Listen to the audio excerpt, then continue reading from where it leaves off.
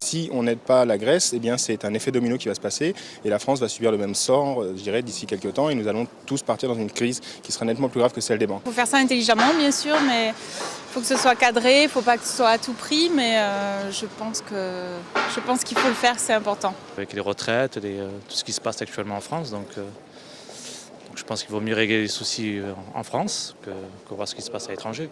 Être solidaire, bien sûr, mais vu l'état des comptes publics, le geste n'est pas facile à faire. Les gouvernements européens eux-mêmes ont hésité et l'aide consentie aujourd'hui à la Grèce est assortie de conditions.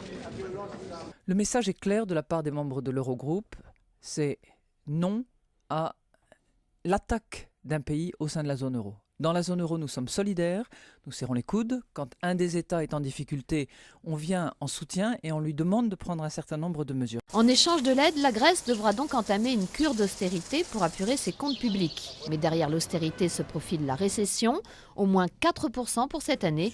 Les socialistes dénoncent la méthode. Nous considérons que l'argent, en tout cas les milliards d'euros débloqués par l'Europe comme par le FMI, aurait été mieux utilisé à la relance économique, mais ce qui ne nous empêchera pas de voter la solidarité. Sur les 80 milliards d'euros prêtés par les Européens à la Grèce, la France y contribuera à hauteur de 16,8 milliards d'euros, dont 6,3 milliards la première année.